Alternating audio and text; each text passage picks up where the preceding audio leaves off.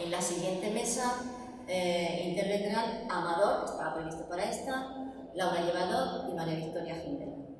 Esperemos que sea de su agrado la sesión. Muchas gracias.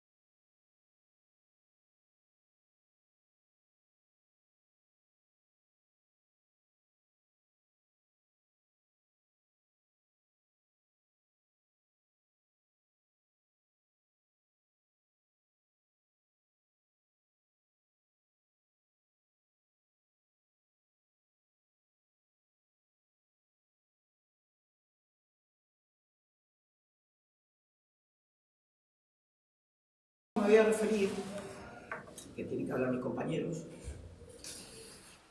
a lo que podría denominarse, yo no estoy segura, ya lo digo de antemano, no tengo ningún libro teórico pensado sobre esto, quizá no lo tenga nunca, además, no es una cosa que quiera engañarme, no, lo estoy pensando y a ver qué me sale, no, lo he preparado para hoy, por tanto yo antes no había puesto este enunciado nunca en ningún sitio, y se lo digo así, lo que he denominado democracia radical, ¿no? Desde la izquierda, eso ha quedado claro, yo creo, desde la izquierda, ya sea lacaniana, en el sentido muy conocido de la obra de mi amigo Jorge Alemán, ¿no? La izquierda lacaniana tan conocida, ya sea desde el post-fundamentalismo, muchas gracias, que tú de eso sabes un poco, que ya no sé, de raíz heideggeriana, que de eso sabes un poco, que ya no sé, de raíz heideggeriana, cuyo punto de partida es el postestructuralismo francés, autores como Nancy Badiou o Laclau, por citar algunos, pasando por las propuestas de Zizek o Negri y desde una lectura no teleológica del marxismo, ¿no? Nos combinan, cada uno desde su área, desde su perspectiva, a pensar que ya no se puede hablar de sujeto revolucionario, esto ya pasó, quiero decir, ya estamos en otra vuelta.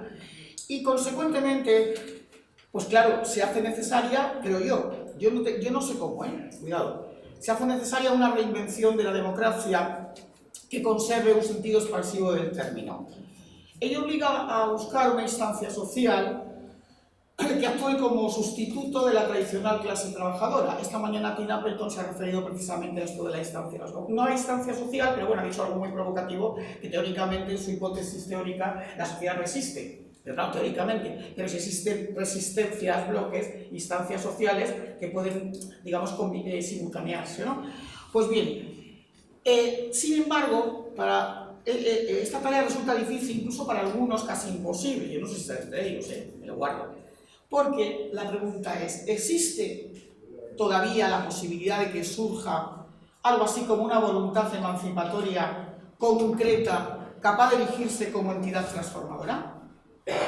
Se requiere, por tanto, pensar el concepto político de emancipación, que tenga en cuenta, además, y digo, aquí me refiero también a los amigos psicoanalistas, ¿es que de verdad queremos emanciparnos? ¿O tal vez preferimos seguir siendo siervos voluntarios?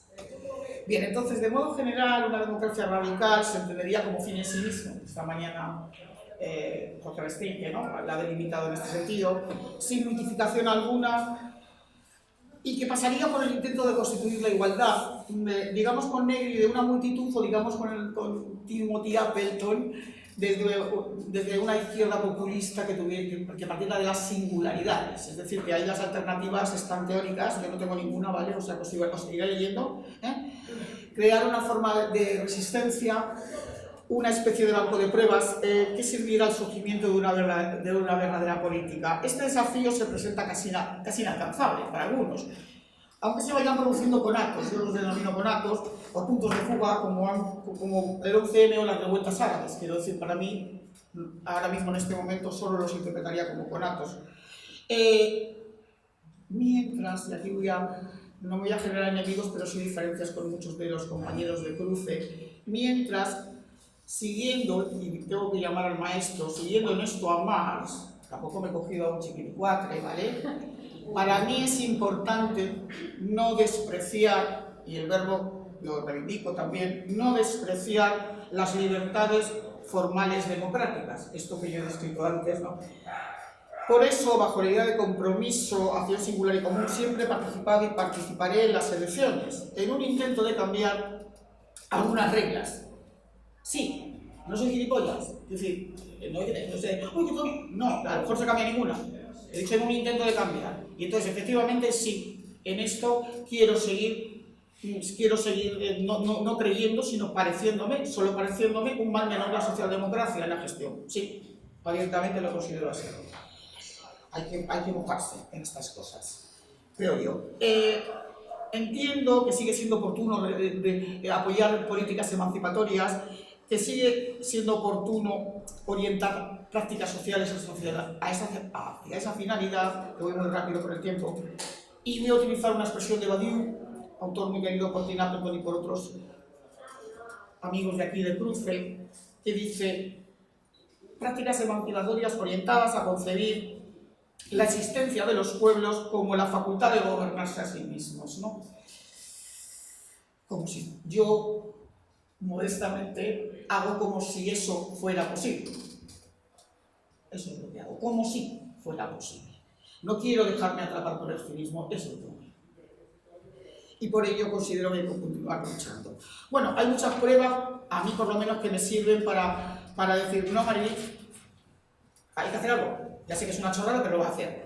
Y bueno, ¿por qué no fijarse en uno de los grandes problemas que seguramente dentro del siglo XXI, que es el de la inmigración? ¡Ay, que entren todos! ¡Ay, que salgan! ¡Ay! Bueno, en fin, tonterías por todos lados. Y es un problema de extremada gravedad. Entonces, por una parte, por supuesto es un problema global. Estados Unidos, la India, China, Europa, o sea, no es un problema de España. Sabemos la política planteada por los partidos de derecha y de extrema derecha, ¿no? La frontera, la barrera, tenemos el ejemplo reciente de Meloni, en Lampedusa, etcétera, etcétera. Pero por otra parte, también tendrán que hacer algo los otros gobiernos. O los que dicen que no les gusta ese gobierno y que van a hacer no sé qué. Quiero decir, no es una cosa que se pueda resolver fácilmente. Yo lo dejo ahí, yo creo que sí que va a ser una de las grandes cuestiones de la filosofía política. Y por tanto de la democracia, en los sentidos que sean.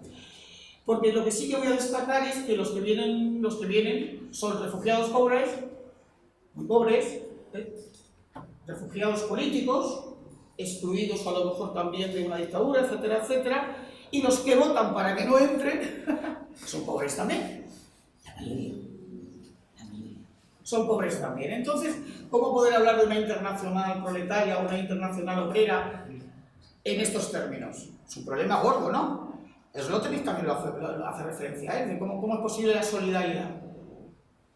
Problemita. Yo no me acabo de poner problemitas y no tengo ni una respuesta. Bien. Y por último, también se ha dicho esta mañana, yo he dicho que de la inmigración se podría poner también los temas ecológicos. Yo no estoy en ningún movimiento ecológico, no soy ecologista en ese sentido, pero no soy gilipollas tampoco. Estamos viendo la que está cayendo. No digo más. Otro de los grandes temas globales. Bien. Y termino, y ahora sí voy a terminar leyendo porque así voy más rápido. Por si acaso, sin bajar los brazos, sin victimismo ni decisión, seguiré modestamente, aunque sea con grandes dosis de escepticismo, luchando contra la idea de que el capitalismo ya ha ganado y que no tiene salida, pues eso supondría la consumación, en palabras de Jorge Alemán, del crimen perfecto. Sin albergar esperanzas, elijo combatir desde los lugares donde habito, la antipolítica y la despolitización, síntomas de nuestro tiempo que favorecen, creo yo, la consolidación del nihilismo y refuerzan el neofascismo. Porque, como dice Foucault, siempre podemos sublevarnos y no dar la contienda por perdida. En resumen, ante la pregunta que nos convoca, mi respuesta: sí, hay que defender la democracia radical, más próxima al concepto original de democracia que el progresista y muy diferente de la democracia parlamentaria. Supone defender una auténtica política, contando con que la tensión y el antagonismo son irresolubles. Muchas gracias.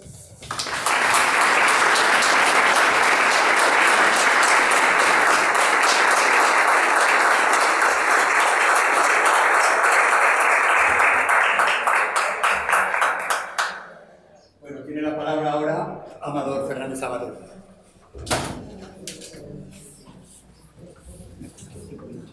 Bueno, pues lo primero sería una respuesta como para empezar así como rápida a la pregunta planteada, luego intentar desarrollar un poco, ¿no? Hay que defender la democracia, que es también un enunciado que estuvimos hablando, Javier y yo, cómo se le podría llamar a estas jornadas, esa posibilidad de plantearlo como pregunta. ¿Hay que defender la democracia? Entonces me parece que el enunciado, en tanto que pregunta, alude a algo que a mí se me aparece todo el rato como una trampa. Estamos en una trampa. Y me parece que cuando lleguen las elecciones del 23 de julio, pues esa mañana vamos a sentir especialmente esa trampa. Esa trampa quiere decir que yo personalmente creo que sí que hay que defender lo que hay frente a el horror de la extrema derecha, de los Bolsonaros, de los Vox, de la unidad del PP y Vox, etcétera, etcétera. Por otro lado, sabiendo, como Mariví, porque somos no tan gilipollas, pues que, digamos, estamos defendiendo la democracia con los que la destruyen, con el poder de lo que la destruye cotidianamente. El poder del dinero, de las oligarquías, todo lo que ha explicado fenomenal Mariví, ¿no? Entonces, estamos en una trampa. Estamos en una trampa.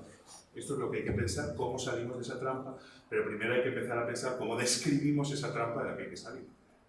¿Cuáles son las coordenadas de esa trampa? Que sí, hay que defender, pero al mismo tiempo defender es colaborar en su destrucción. Entonces a mí se me ocurren, como hay 15 minutitos, cuatro telegramas, digamos, para pensar un poquito esta trampa. El primero sería que me parece que el hecho fundamental para pensar la época y dentro de la época qué papel tiene eso que llamamos democracia política o izquierda, entendiendo como el empuje hacia la justicia social, etcétera, etcétera, el hecho fundamental del que habría que partir es lo que podemos llamar la coincidencia entre vida y mercado. Hoy es abrumadora la coincidencia entre vida y mercado. Es decir, que la vida, tal y como se desarrolla cotidianamente, se presenta como un mercado, ¿no? Es decir, que la ciudad es de Airbnb, que es lo que utilizamos para movernos, que el transporte es de Uber, que es lo más cómodo y me viene como un guante, que el contacto es en Facebook o en Instagram, que el ligue es en Tinder, que el conocimiento es en Google, que la vida, casi como en su espontaneidad, es coincidente con el mercado. Y esto me parece que para pensar esta cuestión, en fin, tenemos que hacer un esfuerzo por pensar digamos, el poder, ¿no? Esto que llamamos el poder, de una manera que evite algo que me parece simplificador. El poder es la manipulación, digamos, de los ignorantes, o bien el poder es el relato más poderoso a través de los medios de comunicación, ¿no? O bien el poder, un poco yo discutiría lo que se ha dicho en la mesa anterior, es algo que se nos impone, ¿no? Yo creo que ninguna de estas tres imágenes, aun diciendo algo de la verdad, dicen la verdad de lo que nos estamos enfrentando. Llegan hasta el extremo de lo que tenemos que pensar para poder salir de esta trampa, ¿no? Y es en el sentido también de que cada uno estamos en esa rueda del hámster, que no solo se nos impone, sino que en la que colaboramos y en la que participamos y en la que entramos, porque la vida es el mercado. Y qué mejor que agarrar un Uber cuando llego tarde, ligar por Tinder, tener el Facebook, etcétera, etcétera, ¿no? Nadie me pone todas las mañanas a mí una pistola en la sien para entrar en Facebook, ¿no? Y como eso, millones de cosas, ¿no? todos tenemos de alguna manera que gestionarnos como capital humano, o como lo que ha dicho María antes, el yo marca, ¿no? Tengo que hacer una marca, que se me conozca, tener visibilidad, tener contactos, que me inviten a cruce, aquí no para, ¿no? Entonces, ¿qué es el segundo punto? El primer punto, el hecho fundamental que define la época es la coincidencia entre vida y mercado, ¿no? El segundo punto, ¿qué sería la izquierda, la democracia, la política en tiempos donde la vida coincide con el mercado? Pues me parece que es una experiencia fundamentalmente de impotencia. La izquierda, la política y la democracia son fundamentalmente hoy una experiencia de impotencia. ¿Por qué? Porque simplemente se plantea como un poder de contención. Un poder de contención. Vamos a intentar contener un poquito esta vida que se ha vuelto mercado. Esta vida que coincide con el mercado. Esta vida que es ya el mercado, ¿no? Bueno, a través de los gobiernos progresistas que van saliendo, pues bueno, digamos, gobernar de modo que se contenga los efectos más devastadores de la vida convertida en mercado, ¿no? Pero claro, en fin, es en un océano de la vida mercado, un islote que intenta controlar algunas cosas, ¿no? Controlar un poquito al FMI, como decía Marimí, controlar un poquito a Google, una multilla que le pongo, controlar un poquito el Airbnb, a ver si cierro alguno, controlar un poquito el Facebook, la gentrificación. O sea, digamos, delegar toda la iniciativa de configuración del mundo al mercado e intentar contener un poco sus efectos más devastadores, ¿no? Y esto bastaría para votar, que es lo que yo hago siempre, pues voy y voto al que sea. Ahora, menos mal que van juntos así, no hay que pensar. Exactamente. Pero el problema es que el poder de contención no contiene. El poder de contención ni siquiera contiene. No simplemente que hayamos entregado todo el poder de iniciativa al mercado para que constituya la vida hasta el punto de que las dos son lo mismo, no tiene que venir ningún medio de comunicación a manipularnos con esas imágenes tan torpes que se utilizan de los relatos y los medios de comunicación que nos manipulan. Los medios de comunicación de derechas convencen porque hablan de una vida que se ha convertido en mercado, hablan de la experiencia de vida que hacemos. Entonces, no es simplemente que entreguemos todo el poder de iniciativa al mercado para hacer la vida, para configurar el mundo, sino que el poder de contención, bueno, pues vamos a contener un poquito, es que ni siquiera contiene, ni siquiera contiene. Es decir, que crecen los efectos, tanto subjetivos como objetivos, los efectos más devastadores de la vida hecha mercado. Simplemente hay que ver, digamos, incluso las estadísticas más de ONGs como Oxfam, ¿no? Cómo crece la desigualdad, crece la exclusión, crece la marginación, crece la pobreza, no se puede contener. Estamos hablando de una cosa que no se deja contener, que está desbocada. Que el capital hoy está desbocado, sobre todo cuando además han venido abajo todos los poderes que tuvieron cierto éxito en intentar contenerlo, eso es el siglo XX, ¿no?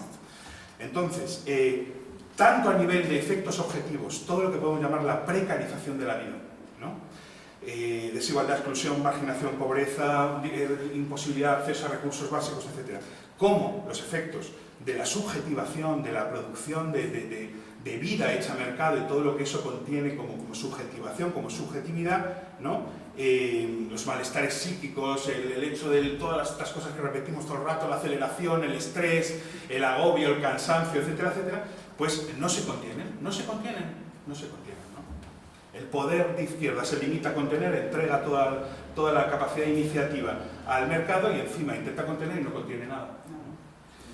Digo esto para pensar también por qué los gobiernos progresistas no convencen luego tanto como ellos creían que iban a convencer. Porque es un poder de contención que no contiene y la gente lo nota en sus vidas. Porque me han echado otra vez de mi casa, porque otra vez he sufrido esta precariedad, porque ¿no? Bueno, el tercer punto. Entonces, me parece, la democracia, la política, la izquierda son fundamentalmente hoy una experiencia de impotencia y de decepción. De decepción. Tsipras, Boric, Sánchez, decepción, decepción, decepción, decepción, ¿no? Una experiencia de decepción. El problema es que la decepción hoy no se autoorganiza autónomamente para intentar decir democracia real ya, etc., sino que se politiza por derecha. Se está politizando por derecha, ¿no? La desafección, podríamos decir, se politiza por derecha. Más aún, como también alguien ha dicho, creo que Sara antes, como la izquierda, las únicas herramientas que tiene para intentar hacer algo son las del deber ser, ¿no? La norma, la ley, lo políticamente correcto, el consenso, incluso la derecha ahora se plantea como transgresora contra lo políticamente correcto, y por eso todos los chicos de instituto, se los encuentra cualquier profesor de instituto. Yo durante estos meses, por ejemplo, los que quieren ser transgresores ya no se hacen anarquistas, ni punkis, ni nada de lo que era en mi época, cantan el carasol. Qué bonito. Dicen, ya verás como todos los profesores feministas y ecologistas se les ponen los pelos de punta. A ellos sí que se van a volver punkis, se les van a poner los pelos de punta. A ver, porque, digamos, frente a una izquierda que solo tiene los mecanismos, digamos, de la norma, de la ley, de lo políticamente correcto, la derecha se plantea como transgresora contra eso. ¿Es la derecha transgresora? En absoluto. Cuando se dice hoy la derecha rebelde, la derecha transgresora, una confusión total, se presenta como transgresora de lo políticamente correcto, pero apuntala absolutamente el mundo de venido mercado. Eso es lo que hace la derecha, apuntalar el mundo de venido mercado. Y de hecho, nace para hacer ese contragolpe. Nace para hacer ese contragolpe. ¿Cómo podemos entender Vox si no es como una reacción violenta contra 15M, Podemos, desafío independentista, feminismo? Entonces, Vox es eso. Vox es que cuando algo aparece en la realidad que hace que vida y mercado no coincidan del todo, siempre estas democracias que tenemos que defender a pesar de todo tienen un plan B, que es que aparezca algún tipo de fascismo que dice, pues ahora te vas a enterar. Ahora esto se va a apuntalar a la fuerza. Ahora esto se va a apuntalar a la fuerza. Entonces eso es para parar, para reaccionar contra los efectos muy poderosos, ahí discuto con Javier, de 15M, de Podemos, del feminismo y del desafío independentista catalán, que podemos pensar lo que sea, pero es un fenómeno de rebelión, digamos, nace Vox. Y si no, eso no se entiende, no se entiende. Entonces, me parece que la politización del malestar hoy se expresa por derecha. Esto quiere decir que se expresa como securitismo, como un anhelo de seguridad, una búsqueda de seguridad, un horizonte de seguridad, ¿no? De hecho, el securitismo, si intentamos buscar una línea transversal que una las millones formas de expresión de la extrema derecha hoy, del posfascismo, como le queramos llamar, las 1000 caras de la derecha hoy, lo único que podemos encontrar en común entre Bolsonaro, Boric, Le Pen, todos estos que nacen, es la cuestión de la seguridad, el securitismo. El securitismo, ¿no? El securitismo es la transversal de esas 1000 caras del posfascismo actual, ¿no? El desorden, el orden, volver a traer un orden, Make America Great Again, Let's Take Back Control, que fue el lema del Brexit, digamos, volver a controlar, volver a poner orden, volver a, etcétera, a través de un supuesto desorden, porque son figuras que se plantean como transgresoras del establishment, ¿no? ¿De qué establishment? Del de lo políticamente correcto y la izquierda, que solo puede ya contener con, digamos, 3 o 4 herramientas legales, ¿no? Entonces, pues 3 puntos: vida que coincide con mercado, la vida de cada uno de nosotros que coincide con mercado, no nos engañemos, nos imponen el poder, uy, es que no me dejan, no, cada una de nuestras vidas está engranada con el mercado de una manera muy compleja que tenemos que pensar a fondo, porque si no, no hay salida. La izquierda es un puro poder de contención, un puro poder reactivo de contención. Todo el malestar se politiza por derecha. Por supuesto, también porque la izquierda no quiere ni ver que hay un malestar, porque entonces tendría que hacerse preguntas sobre su propia gestión, ¿no? No quiere ver que hay desigualdad, que hay exclusión, que hay marginación, que hay pobreza, que todo el mundo está tomando ansiolíticos, porque, bueno, ¿y tú qué estás haciendo al respecto? No quiero verlo. Entonces todo el enfado queda a la derecha, todo el enfado cae a la derecha. La derecha puede interpretar, canalizar, sintonizar con todo el enfado, el malestar, la rabia, etc., ¿no? Porque también se le entrega. Nosotros somos el poder de la sonrisa y el malestar pues se le entrega a la derecha. Bueno, pues bien, pero pasa lo que pasa, ¿no? Entonces, bueno, el último punto, claro, aquí hay como hacer, ¿qué hay que hacer, no? ¿Qué proponemos? Por supuesto, ni idea, ¿no? Pero preguntas que podemos hacernos. Yo creo que buenas preguntas. ¿Para qué estamos aquí? No estamos para darnos recetas de lo que tenemos que hacer, sería ridículo aquí en Cruce ahora organizar nada. Pensar, ¿no? Nos hemos juntado para pensar, para hablar y pensar, pues eso es lo que podemos hacer, pensar, ¿no? Entonces, buenas preguntas, intentar por lo menos plantearnos buenas preguntas, ¿no? Ninguno tiene recetas, no queremos recetas, por lo menos buenas preguntas. ¿Qué interrumpe la coincidencia entre vida y mercado? ¿Qué es lo que en la realidad interrumpe la coincidencia entre vida y mercado? Eso es lo que habría que pensar. Ahí habría un potencial para intentar otras cosas, ¿no? cuáles son los efectos de esa precariedad que de alguna manera se revelan o expresan una disidencia o un punto de distancia, ¿no? Cuáles son los efectos de la subjetivación neoliberal o capitalista, como le queramos llamar, que digamos se expresan como un punto de rebelión, de protesta, o por lo menos un síntoma. ¿Cuál es el síntoma hoy? Por hablar a los psicoanalistas, ¿cuál es el síntoma? Lo que no encaja, lo que no prende, pero lo único que nos puede llevar a transformarnos, igual que cada uno va al psicoanalista porque tiene síntomas, ¿no? Porque quiere transformarse. ¿Cuál es el síntoma en lo social? Que podría, digamos, elaborarse colectivamente como política. Todo eso que llamamos, que ha dicho Mariví, de depresión, ansiedad, cansancio, ¿no? ¿Qué podemos hacer con esa grieta? Con esa grieta entre vida y mercado, que muchas veces son nuestros propios malestares, nuestros propios cansancios, nuestros propios ataques de pánico, ¿no? Todo eso que dice, la vida que llevas no va bien, hay algo que deberías atender, hay un síntoma que deberías descifrar, hay algo que deberías elaborar, hay una vida que deberías de cambiar, ¿no? Aunque sea un poquito, ya sé que los psicoanalistas sois pesimistas, pero un poquito al menos, ¿no? Un poquito de otra relación con el síntoma, ¿no? ¿Qué podemos hacer con esa grieta? Pues yo creo, de nuevo, lo primero, pensar, volver a pensar, ¿no? Hay la frase famosa del maestro. Los filósofos se han dedicado durante mucho tiempo a interpretar el mundo, ahora se trata de transformarlo. Pues ahora yo creo que estamos en un momento en el que igual hay que dejar de transformar un momento que no estamos transformando nada y ponernos a reinterpretar, a pensar, a interpretar.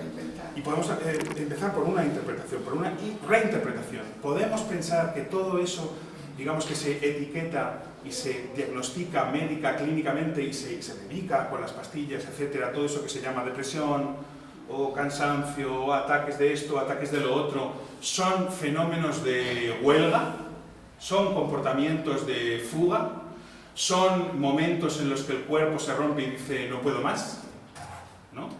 Podemos reinterpretar para que no se quede todo el poder terapéutico y médico ese malestar, podríamos reinterpretarlo fuera de lo clínico, fuera de lo médico, como comportamientos políticos, de alguna manera. ¿Son las depresiones huelgas de productividad? ¿No? Sería, entonces, hacer todo lo contrario de lo que hace la extrema derecha con el malestar. Tomar la decepción por el lado activo. No tomar la decepción, como está haciendo la extrema derecha, por el lado victimista, resentido y securitario. Alguien tiene la culpa de lo que me pasa. Serán los negros, serán los menas, serán los trans, serán las mujeres. Eso hace la extrema derecha con el malestar. Niega el síntoma. El síntoma es un daño que otro te ha infligido. Vamos a buscar el chivo expiatorio, lo eliminamos, mexicanos para Trump, etcétera, etcétera, y volveremos a la gran normalidad, a la gran España, a la gran Estados Unidos, a la gran Inglaterra, o lo que sea, ¿no? Entonces, podríamos tomar la decepción por el lado activo, podríamos tomar la desafección por el lado activo, podríamos tomar el síntoma por el lado activo, como algo que te está haciendo preguntas sobre la vida, como algo que lo que te está invitando es a agarrarlo como una materia de transformación. Es lo único que tienes para transformarte, lo único que tenemos para transformarnos es lo que nos duele, lo único que tenemos para transformarnos son nuestras heridas, porque si no hay herida no vamos a juntarnos con alguien para intentar transformarnos. Y sí, ya acabo. Y lo último sería entonces que para hacer este ejercicio de reinterpretación me parece que no se trata de hablar sobre los síntomas de los demás, sino que se trataría, para hacer esta reinterpretación, de ponernos en el punto de vista del síntoma, hablar desde los síntomas, tomar los síntomas como un punto de vista para hablar del mundo, nuestros propios síntomas, cansancios, agobios, malestares, etc.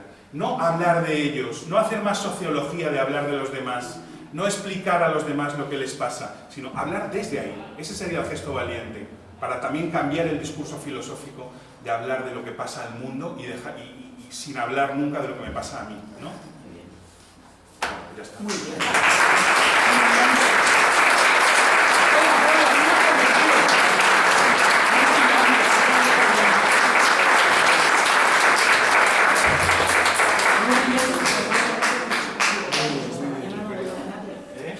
Bueno, a continuación hablará Laura Llevado.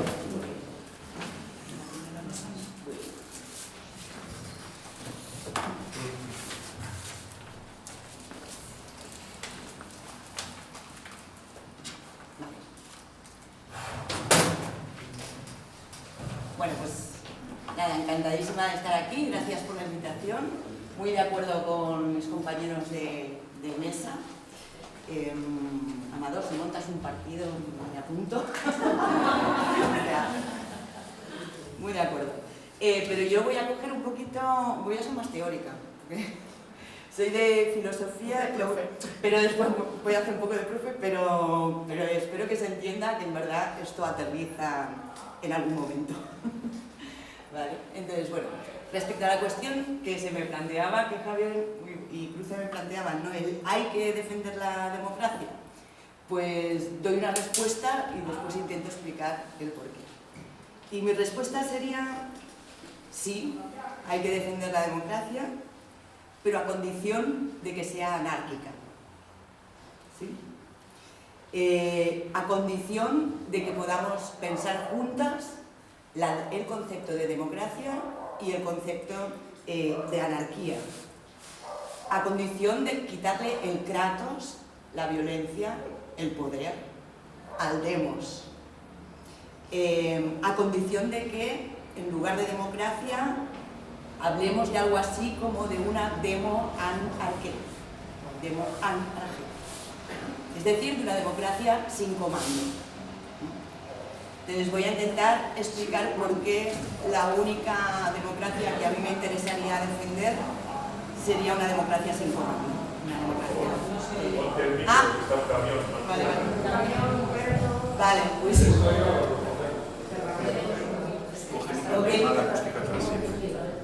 Vale, no. Pues voy a intentar explicar un poquito por qué la única democracia que a mí me gustaría defender, con la que me sentiría a gusto de defender, sería una democracia sin comando, una democracia anárquica. Entonces, bueno, para explicar esto voy a partir un poco, primero, de por qué nos hacemos esta pregunta, quién nos envía esta pregunta de si hay que defender o no la democracia, y voy a pasar después por un par de conceptos teóricos de un par de filósofos, uno es Derrida, otro es un economista que es David Graeber. Respecto a la primera cuestión, que es, bueno, ¿de dónde viene esta pregunta? Yo diría, bueno, viene, y por el lugar en el que estamos y por todo, viene de una experiencia como fue el 15M, entiendo. Es decir, que viene de una experiencia en la que las consignas que se dijeron en ese momento fueron consignas como no nos representan, como democracia real ya, como no es una crisis, es el sistema, como le llaman democracia y no lo es, no lo es, o nuestros sueños no caben en vuestras urnas. Estas eran consignas que se decían en ese momento y que de alguna manera presuponían que todos estaban de acuerdo en que la democracia se había vuelto en algo así como un espectáculo mediático que no resolvía absolutamente nada. Había, por lo tanto, una especie de clamor del demos que no se sentía representado. Entonces, esto se puede interpretar como mínimo de dos modos. Un modo era interpretar, esta gente está diciendo no nos representan, entonces vamos a montar un partido que sí represente y que llegue al poder para representar. Era una posibilidad, entonces lo que se entendía es que la democracia se había traicionado por el capital, por el mercado, por lo que fuera, pero que si montábamos el partido que sí recogía las demandas de verdad, esto se podía solucionar. Y la otra interpretación es que el no nos representan, quizá también se pueda interpretar como que ni nos representan, ni nos representarán nunca, ni ninguna democracia representativa nos puede representar. Y esto es otra cuestión, porque entonces lo que se estaba impugnando era la democracia representativa. Y no se solucionaba con montar un partido u otro. Entonces yo voy a tirar de este hilo de la impugnación de la democracia representativa. Entonces paso como a la segunda cuestión. A mí me parece interesante el planteamiento que hace Derrida, recojo, lo explicaré así, de la manera más sencilla posible, que él entiende la democracia como un concepto promesa, ¿sí? Un concepto que no se puede realizar, que no puede tener lugar en presente. ¿Qué virtud tiene esto? Tiene la virtud de no oponer una democracia real, la que nosotros queremos, a una democracia que entendemos como prostituida, como simulacro, como algo que no llega a ser. Tiene la virtud de superar, por ejemplo, la idea que plantea Colin Crouch de que estamos en un momento de postdemocracia. Porque la idea de que estamos en un momento de postdemocracia supondría que hubo una vez en el que sí había democracia, y tampoco es cierto. Entonces, como entiende Derrida, la democracia es no como un sistema de gobierno, por supuesto, no como un sistema de gobierno representativo, sino como un potencial de organización que es inadecuado con su propio concepto estructuralmente, ¿sí? Es decir, que la democracia para Derrida es estructuralmente contradictoria o estructuralmente aporética. Y voy a decir un poquito por qué, explico las razones que él da en algunos textos. La primera aporía es que la democracia se basa en una tensión entre el concepto de igualdad y el concepto de libertad. El concepto de igualdad, un hombre, un voto, nos remite al cálculo, nos remite a la aritmética, nos remite a las mayorías numéricas. Allí donde haya mayorías numéricas, estamos en un lugar calculable y que el mercado puede manipular. De entrada, porque la mayoría esos hombres que son iguales para votar, en realidad no lo son. En realidad requiere un concepto de ciudadano. Entonces, sabemos, por ejemplo, que las mujeres no éramos ciudadanas hasta hace 4 días, como no lo son ahora los inmigrantes, como no lo serán otros. Es decir, ese concepto de igualdad es un concepto ficticio que excluye de entrada. Es además cuantitativo, por lo tanto calculable, por lo tanto manipulable. Las redes sociales pueden construir mayorías, ¿no? Lo que tú estabas explicando a propósito de las derechas. Se trata de organizar el malestar, simplemente. Es fácil, no es una cosa que cueste. Y por otro lado, ese concepto, digamos, de igualdad aritmético trabaja siempre en una escena mediática, en una especie de máquina, ¿no? Que son todas las redes sociales, por ejemplo, y demás, que es algo de lo que Benjamin habló cuando habló de la estetización de la política, ¿no? Cuando el fascismo llega al poder y la política se estetiza. Todas las herramientas, estrategias de Ayuso, por ejemplo, no formarían parte de esta estetización. Por un lado tenemos este concepto, pero por otro tenemos el concepto de libertad, que se supone que una democracia no podría vivir sin ese concepto. Como entiende la libertad en democracia, como se entiende, como la entiende Derrida, es como no la libertad individual, sino como el derecho a lo desemejante, el derecho a no ser de los vuestros, el derecho a lo no público en lo público, y el derecho, sobre todo, a cuestionar el derecho. Es decir, una democracia que no se permita cuestionar su propia constitución no es democrática. ¿Sí? En el momento en que lo jurídico se cierra sobre sí mismo, deja de ser democrático. De hecho, digamos, lo que hace de la democracia un sistema abierto es que se pueda suicidar, como las personas, ¿no? Es decir, aquí podemos votar todos, que se acabó la democracia. Entonces, ese es el peligro de las democracias, y lo vemos.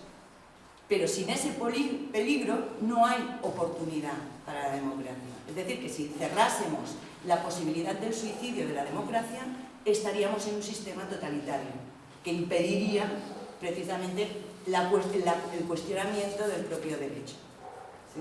Entonces, tenemos esta aporía, de un lado, y la segunda aporía, que es la que me interesa más para la cuestión de lo anárquico, es la aporía entre, ¿de acuerdo? Si decidimos que lo democrático es el derecho a la desemejanza, resulta que hasta el momento, hasta nueva orden, las democracias que tenemos ocurren en el marco del Estado-Nación. Y el Estado-Nación es todo lo contrario al derecho a lo de semejante. ¿Sí? ¿Por qué? Porque en realidad, no lo dice así Derrida, pero sí lo va a decir Greber, ¿no? Lo que se está diciendo aquí es que la democracia es incompatible con el Estado-Nación. No se puede dar a la vez. Y el no nos representan, a lo mejor también quería decir esto. ¿Por qué no se puede dar a la vez? Bueno, pues porque el Estado-Nación, de entrada, surge de una violencia. Surge de una fuerza, en realidad, es decir, un elemento místico, un fundamento místico, que es alegal. Es decir, no hay ningún Estado-Nación que no haya surgido de una legalidad. Sea una revolución, sea una guerra, sea lo que es de la gana. Pero esto ha pasado aquí por la fuerza. No es que nos pusimos a debatir, hicimos un contrato y decidimos que el Estado-Nación era este.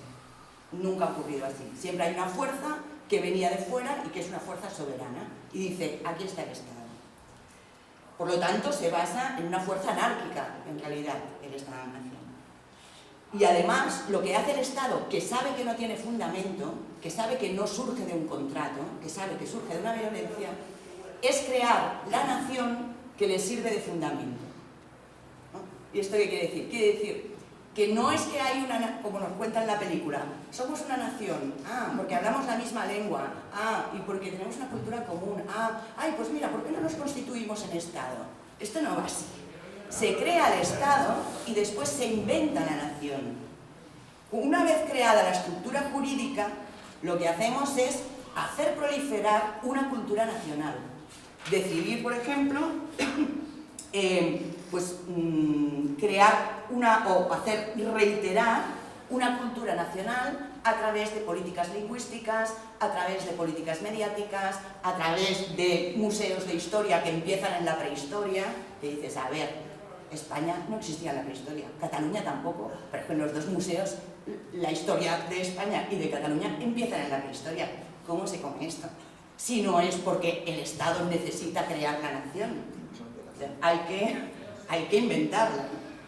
De un lado se crea, por lo tanto, esta reiteración de lo nacional, que no existía antes del Estado, y de otro se excluye cualquier otra edad. Es decir, no se deja entrar al otro.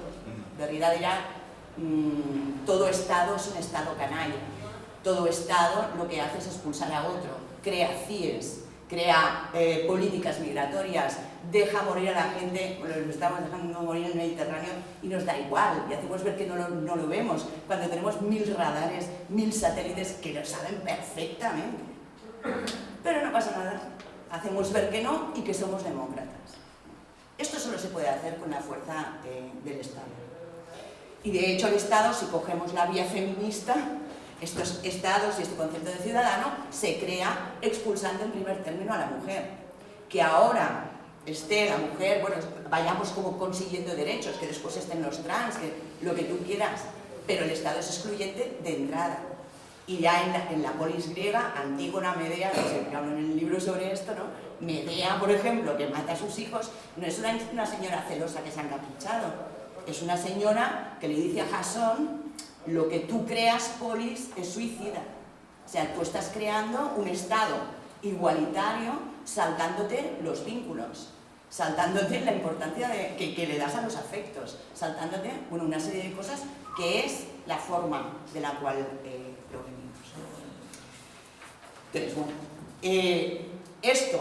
esta crítica, digamos, que hace, o esta explicación contradictoria de la democracia, del concepto de democracia que hace Derrida, si nos tiramos y leemos a David Graeber, por ejemplo, en La democracia en los márgenes, pues él va a decir, bueno, aquí el problema es que el concepto de democracia que estamos utilizando como derecho a la alteridad, en el caso de Derrida, o como lo entiende él, como procesos igualitarios de decisión sobre lo político, si entendemos la democracia así, esto no tiene nada que ver con la representación.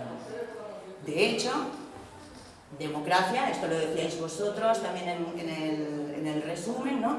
Democracia es un término que se estuvo rechazando durante muchísimo tiempo y que solamente fue asumido por el poder, por los estados, en el momento en que se pudo introducir el principio de representación. Si no, la democracia se veía como un poder ácrata del pueblo. La única manera de poder controlar ese poder ácrata es estableciendo la representación como criterio ordenador. Y es en este momento, digamos, en que la representación dice que representa. Se crea un Estado, se crea una nación y se crea un sistema que dice representar al demos. Bueno, justamente creo que todas las políticas, que yo entiendo perfectamente, Marilo, y tu posición de, bueno, no hay nada que hacer, pero vamos a seguir haciéndolo. Pero entiendo que todas las políticas que sean de exigir derechos van a estar jugando al juego de la representación. ¿Sí? Es decir, antes yo no tenía derechos porque era mujer, ahora sí que los tengo. Después del trans no los tiene, después sí que los tiene, etcétera, etcétera. Pero eso es ir introduciendo dentro de una estructura que por sí misma es excluyente, es violenta y es totalitaria. Y está reproduciendo una oligarquía en realidad. Porque aunque tengas derechos, no vas a tener los mismos derechos que los que supuestamente firmaron el contrato, que son los hombres blancos, etc. Y esa democracia representativa no reconoce un resto, no reconoce el exceso, es decir, todo aquello que se opone a esa estructura. ¿Sí? De hecho, yo creo, por ejemplo, también Segato, aquí por ejemplo el apunte, ¿no? Cuando Segato dice, ¿por qué en este momento hay más feminicidios que nunca, más violaciones que nunca, que han subido, yo que sé, como un 116% en algunos países? Y dice, justamente es porque se han importado en unas comunidades, que eran unas comunidades aldea, donde las decisiones no es que fueran democráticas, pero en las que había una cierta participación de la comunidad, incluidas las mujeres, y se importa dentro de un patriarcado, digamos, de baja intensidad, un modelo representativo como es el Estado-Nación. Claro, cuando tú cruzas Estado-Nación, democracia representativa, con un modelo comunitario, como el que puede haber pues, en ciertas aldeas, en Brasil, donde sea, lo que ocurre es que los interlocutores son el señor colono blanco y el señor con una hipertrofia de masculinidad bestial de la aldea. Y a la mujer se la encierra dentro de la casa. Y eso es una trampa. Esa mujer la van a matar. Esa se convierte, digamos, en la vida nuda, ¿no? Que diría Agamben, porque eso es una trampa mortal. Mientras que antes en la casa entraba la abuela, entraba la vecina, entraba no sé qué, había una comunidad de cuidados, etcétera, etcétera, se tomaba de alguna manera lo público. Ahora, al entrar la representación, el concepto de ciudadanía, el concepto de igualdad, etcétera, etcétera, lo que haces es meterlas en una trampa mortal. Entonces, bueno, ante esta situación, David Graeber, por ejemplo, dirá, el único lugar donde puede haber democracia es en los márgenes del Estado.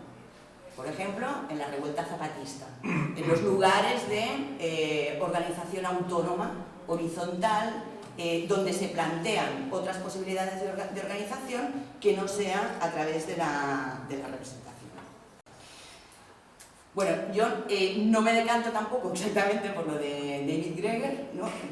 Entiendo que en realidad, igual sería un poquito más derridiana, digamos, en realidad lo que nos, ante el problema que nos encontramos aquí es ante esta contradicción esencial en la que vivimos, que es la de pensar la democracia dentro de los estados-nación y por lo tanto dentro de esa representación. Por un lado, en primer lugar, ¿no? Sabemos que el Estado es anárquico, nos lo demuestra cada día, Mélenchon lo acaba de demostrar, cuando le da la gana hace un decreto ley. Macron. Macron, perdón.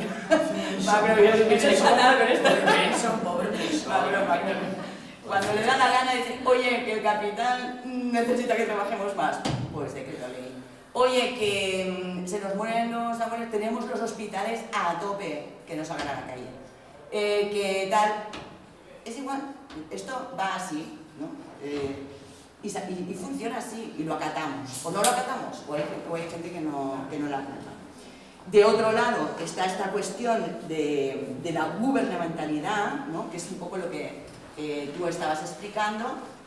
En realidad, el Estado lo que hace, o sea, contra esta idea de las izquierdas representativas, que es yo creo que esto aquí igual vamos a discutir. Las izquierdas representativas que defienden la democracia representativa dicen que el Estado está para, bueno, de alguna manera contener los desbordes del capital, y yo diría que no, que el Estado está para hacer que el capital se introduzca. Por ejemplo, la reconversión industrial en España que hizo Felipe González, con el sí de todos los partidos, excepto el gallego y no sé quién más, y el Partido Comunista, me parece, todos votaron que sí. Todos votaron que se podía vender la salud pública, que se podía vender todo lo público. Entonces, el Estado, perdona, ha de hacer leyes para que el capital entre y para que nuestras vidas se confundan con el mercado. Para que estén los Ubers por aquí, han de haber leyes. Para que entren todas las aplicaciones, han de haber leyes. Esto no se hace sin la connivencia del Estado. Por lo tanto, yo no diría que el Estado nunca, al menos el de la democracia representativa, va a contener los desbordes del capital porque trabaja para el capital. Entonces, tenemos esto de un lado y de otro lado tenemos, y por lo cual yo defendería esta democracia ANG, tenemos que al menos dentro de estos sistemas representativos se considera que la libertad es un principio. Y esta libertad que decía, ya acabo, y esta libertad que decía Derrida, tiene la fuerza del no, la del no querer ser gobernados de esta manera, la fuerza del no quiero ser comandado de esta manera, la fuerza de la oposición, que siempre será una fuerza negativa. Y será la fuerza negativa de los Gillette Jones, del 15M o de lo que surja en cada momento. No creo que esta fuerza anárquica necesite ningún imaginario emancipador. No hace falta ninguna utopía. Hace falta estar hasta las narices. Poco más. Y bueno, lo interesante, digamos, es que este principio anárquico es tan difícil de realizar como anarquía positiva como de exorcizar. Es decir, una democracia, por representativa que sea, no va a poder nunca aplacar esta fuerza del no. Y bueno, hasta aquí.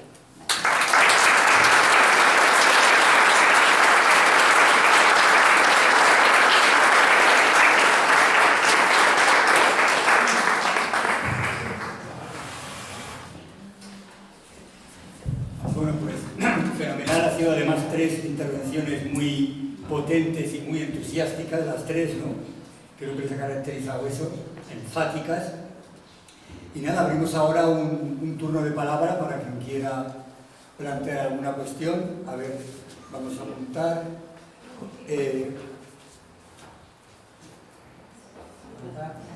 Sí, ahí. Luis. A ver si Sara. ¿Queréis que coja para la canción de Mano? No, te lo paso. Muchas gracias a las intervenciones, me encantan las tres. Me he quedado con esto como que ha dicho Laura, ¿no? El tema del Estado trabaja para el capital. Y claro, yo tengo una duda con esto que me recuerdo desde hace mucho tiempo. Evidentemente el estado de bienestar tampoco es una cosa que nos funcionase la vida toda, pero era un inicio de la Constitución. Si pensamos más allá del Estado, ¿cómo repensamos lo público? Más allá del Estado social de derecho, ¿no? ¿Cómo repensar lo público? ¿Cómo podríamos organizar la redistribución de capital y servicios públicos, ¿no? O sea, ¿qué tipo de organización política podríamos pensar más allá del Estado? Esa es mi pregunta.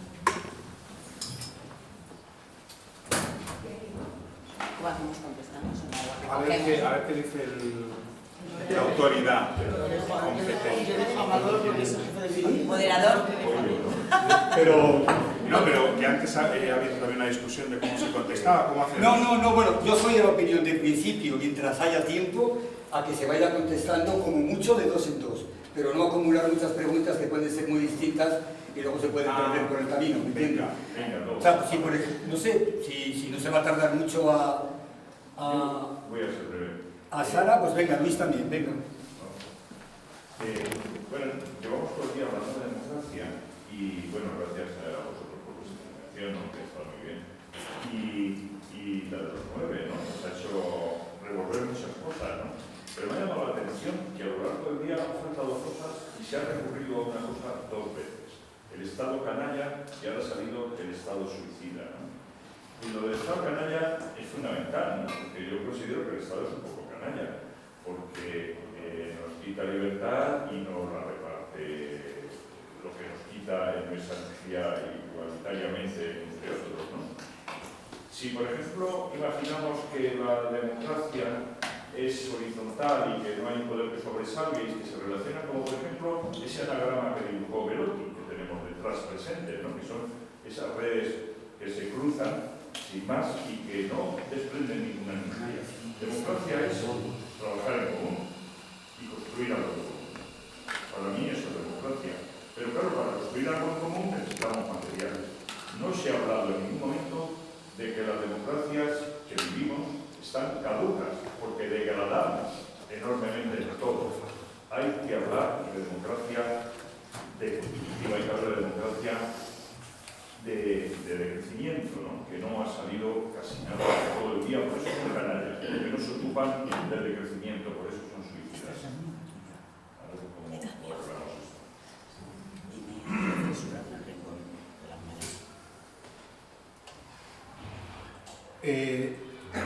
Bueno, ha habido 2 intervenciones, si alguien quiere... Bueno, pues, a ver, respecto a lo público sin Estado, claro, a ver, la tradición más anarquista entendería que lo público es autogestionado, o sea, tú no necesitas un tercero para lo público.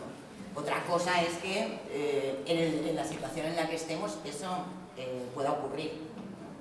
Pero, a ver, lo que no se puede, entiendo yo, es cerrar los ojos ante el hecho de que el Estado se ha vendido lo público y no deja de hacerlo. Es decir, suban las izquierdas, las derechas, por supuesto, pero que también las izquierdas, es que fueron las primeras en hacerlo. Entonces no es una cuestión de izquierdas y de derechas, es una cuestión de cuál es el papel del Estado dentro del neoliberalismo. Y eso ya está como desbordando. Obviamente que si votas ciertas opciones, bueno, pues a lo mejor esto va un poquito mejor, esto va un poquito peor, pero poco más, no hay tanta gran diferencia. O sea, la gente se murió igual en las residencias de Ayuso como en las residencias de Colau, se murieron igual, ¿vale? Porque el Estado no podía invertir en eso. Y en los hospitales, y bueno, todo lo que no se nos ha dicho. Es, bueno, al menos no cerrar los ojos ante la evidencia. Yo quería decir algo también sobre esto. Y es que mi impresión es que la trampa esta en la que estamos, yo no fugaría muy rápido de la trampa. Que es decir, todo lo malo está en el bloque neoliberalismo, capitalismo, Estado, que es más o menos todo lo mismo. La democracia real, auténtica, anárquica, etcétera, se construye en una fuera de esto. Me parece una salida fácil, la verdad. Yo creo que la democracia es una relación de fuerzas, es una relación de fuerzas, digamos, de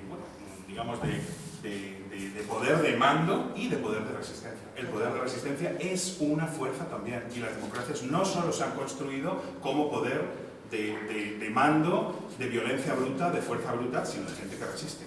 Entonces, la gente que resiste, la gente que ha luchado por sanidad pública o educación pública o que haya algo de jubilación, que haya algunos diques de contención, han inscrito en sus luchas también en el Estado garantías, contrapoderes mínimos, etcétera, etcétera. Algo se ha inscrito ahí. Entonces, yo diría que la democracia es una relación de fuerzas, pero no solo de una fuerza. No solo de una fuerza. Es una relación de fuerzas, eso es el siglo XIX, ese es el siglo XX, esas son las luchas de los movimientos obreros, esa es la construcción polémica, paradójica de la democracia, que nos obliga a pensar que estamos divididos en 2 planos, porque yo sí que quiero que haya un gobierno que pare los desahucios. Lo que pasa es que no pasa. Pero había mareas verdes que querían, digamos, que no se recortara la sanidad. El 15M no era una autogestión a lo loco por fuera del Estado, se hacían demandas. Y luego se construía otra cosa, porque se sabía que la única manera de imponer al Estado, para que no esté subordinado al capital, algunas victorias, es precisamente tener un exterior del Estado. Pero que el Estado, la democracia, es un campo de fuerzas. Es un campo de fuerzas. Entonces, que todo, digamos, se funda en un concepto omnímodo de poder, digamos, en el que no hay ningún resquicio, porque todo es una trampa para, y que lo bueno sea, digamos, experimentos anarquistas por fuera del Estado, por fuera del... Me parece salir de la trampa muy fácil. Y yo creo que tenemos que reconocernos que estamos divididos. Estamos en este mundo y queremos otro mundo. Las dos cosas. Yo por lo menos lo veo así. Entonces, y que la democracia es una relación de fuerza. Yo voy a citar a alguien también para que veáis que he leído. Pero Jacques Rancière. Son divididos. Estamos en luchas por la igualdad y esas luchas por la igualdad inscriben derechos. Por supuesto que si deja de haber luchas para defender, verificar, actualizar esos derechos, el Estado se lo come porque está sometido al mercado. La única manera de que el Estado pueda girar un poquito hacia otra situación, lo único que diferencia, porque claro, si no es todo lo mismo, Bolsonaro es lo mismo que Pedro Sánchez, porque en todo el mundo hubo muertos, el totalitarismo es lo mismo que la democracia, no es así, no es así, ahí perdemos toda capacidad de matiz, de diferencia. Lo que diferencia una cosa del otro es que hay luchas que imponen mínimos contrapoderes al Estado y al capital. Entonces yo no entregaría eso, por supuesto, sin cegarnos hacia la realidad de lo que yo he llamado, o sea, la vida que se hace mercado, la izquierda que no contiene, porque no piensa que necesita fuerza, que la democracia es cuestión de fuerza, y se cree que la ley es una fuerza, es una ingenuidad absoluta. Lo que tiene fuerza, como lo ha tenido durante 2 siglos, lo único que cambia las cosas son los movimientos y las luchas. Eso es lo que cambia las cosas. Si la izquierda del poder sigue su delirio autorreferencial sin conectar de ningún tipo, al revés, optando, neutralizando, reprimiendo a los movimientos que son la fuerza, la única fuerza de los débiles, es esa. Entonces yo diría, pensar la democracia como fuerza, sí, pero en su complejidad, esa relación de fuerzas, no solamente un poder de mando, hay un poder de resistencia y eso ha impedido, digamos que no sé, que hay un país, todo sea la Unión Soviética, todo sea un campo de concentración, ¿no? Yo no lo veo así. Entonces, asumir la dificultad de que estamos divididos en dos. Queremos mejoras en este mundo. Hay que imponerlas, necesitamos la fuerza. Por eso hay que pensar la cuestión de la fuerza, porque la democracia no va de convencer, de argumentar, de montar un partido que convenza a la gente, va de tener fuerza. ¿Cuál es la fuerza de los que no tienen fuerza? ¿Cuál es la fuerza de los débiles? ¿No? Solo que parece que tiene un equipo, ¿eh? Lo siento mucho, no, es que es catalán. ¡Qué francista! Total, Después vais de broma. y además guapa, no puede ser esto. Es así, un poquito, quiero decir que yo sí estoy mucho más de acuerdo naturalmente con Amador en este caso de contigo, porque también creo que también he leído un poquitín, ¿no? Las posiciones que efectivamente a mí me parecen inmovilistas, es decir, teóricamente muy poderosas, y las he leído y son poderosísimas, de verdad, pero ese afuera, esa forma de anarquismo, que hay varias y no son tampoco todas homogéneas, ¿no? Pero me parece a mí que sí que efectivamente favorecen más incluso que los tontos, entre comillas, que somos consumistas, no sé, bueno, que favorecen el conservadurismo más radical, es decir, como no hay resistencia, como no hay, se está esperando a que haya no se sabe qué, pues resulta que efectivamente lo que se está haciendo mientras tú vives, como muy bien ha descrito Amador, y estás esperando desde fuera algo que no se sabe muy bien qué. Entonces yo en esa posición reconozco, que lo he dicho además públicamente, antes de mi intervención de una manera muy tal, reconozco que yo sí que quiero estar. No, por supuesto no me identifico evidentemente con la democracia parlamentaria, sí, pero hay que resistir, hay que hacer, hay que combatir. Es que son las únicas posibilidades que hay, por ejemplo, y con esto acabo, aparte de los ejemplos que ha puesto Amador, es que 15M, por ejemplo, entre otras muchas cosas, ese conato que yo he dicho, conato revolucionario, llamémoslo como queramos, claro que ha cambiado las cosas. Claro que ha cambiado algunas cosas discursivas, incluso en España, claro que las ha cambiado. Entonces yo, claro, me siento muy, no lejana, sino que digo, bueno, es que afuera... Pero yo creo que no es afuera adentro, eso es una No, mala cartografía. no. Es qué conexiones puede haber entre las fuerzas, qué conexiones puede haber entre las cosas. Eso es lo que tenemos que pensar, no que hay un afuera bueno o un dentro malo, o un afuera utópico y real y un dentro realista y sensato. Amador, no vamos a crear Yo no digo que una... no real. Es que hay gente que quiere... Totalmente. Sí, por favor, sí. Sí. Ah, no, Rosa. Rosa. ¿Alguien ha pedido la palabra después de Rosa? ¿Quién más lo ha no. Vale. Bueno, yo lo primero que quiero es agradecer a todos los ponentes de todo el día que hayan tenido la paciencia y al público en general de aceptar este reto, de pensar. Y yo creo que justamente lo más importante que hemos hecho hoy, no sé si hemos solucionado algún problema, quizá no, pero lo más importante que hemos hecho hoy ha sido lo que ha dicho ahora que teníamos que hacer, que es pensar la democracia.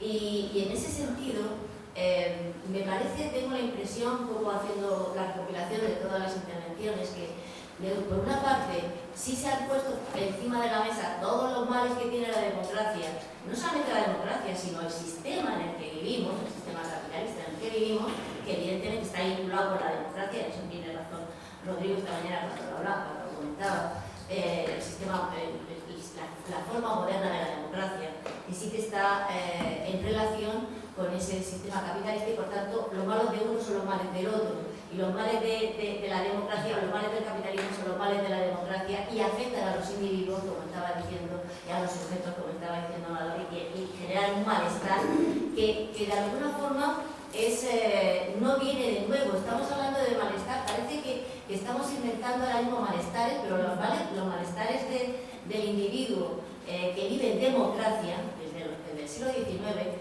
no voy a remontar tan lejos, están ya presentes a finales del siglo XX. El hecho de confundir la seguridad, lo que has comentado, confundir la seguridad que una persona necesita, es decir, tener un trabajo estable, tener una posibilidad de tener una vivienda, una sanidad, una alimentación, etcétera, etcétera, mínima, eso es la seguridad real. Sin embargo, como eso no se puede dar, o como eso no se quiere dar, se confunde esa seguridad con la seguridad policial y se convierte esa seguridad real e individual en seguridad policial. Eso es uno de los males que tiene el Estado y uno de los males que tiene también el sistema democrático. Pero, y habéis apuntado también en los peligros que tiene la democracia representativa para ser un sistema de opresión. Yo no estoy de acuerdo también, estaría en la línea que decía Laura de la democracia, que también un poco, ahora si estuviera Simón, lo corroboraría porque es un poco también su defensa, ¿no? Pero de la misma manera también se han intentado apuntar algunas, ha habido intervenciones, digamos, más colapsistas, por hablarlo de alguna manera, que otras, ¿no? Pero sí que yo creo que sí que hay, entre la mayoría de los intervinientes, ha habido un intento de buscar salidas, de no quedarnos anclados en el malestar, en la queja también y en un cierto victimismo que tampoco nos lleva a ningún sitio. Y en ese sentido a mí me gustaría apuntar y señalar lo que se ha dicho, porque ya he estado moderando la prensa, pero me ha parecido muy interesante las aportaciones, aunque a ti le haya parecido deprimente, pero bueno, a mí me ha parecido muy sugerentes las intervenciones de María cuando hablaba de que había que cambiar los tiempos. Eso es una de las formas, que también es cambiar lo que habéis estado diciendo vosotros, que es que nuestra vida no sea dirigida absolutamente por el mercado, es decir, poder construir una propia vida sin estar, que está mediado por el mercado, eso es inevitable porque vivimos en un sistema de mercado, pero sí poner los medios para que esas formas de vida mediadas por el mercado sean las menos posibles.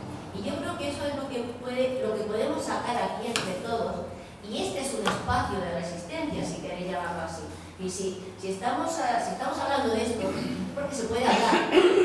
Si estuviéramos en un sistema absolutamente totalitario, por eso yo no creo que, incluso los que han dicho que no defienden la democracia, que no están de acuerdo con la democracia, yo creo que están diciendo que no están de acuerdo con la democracia que tenemos. Como no estamos de acuerdo, creo que ninguno de los que estamos presentes aquí, porque si no, no estaríamos. Y si estuviéramos completamente convencidos del sistema en el que vivimos, que es el mejor de los mundos posibles, no estaríamos discutiendo nada.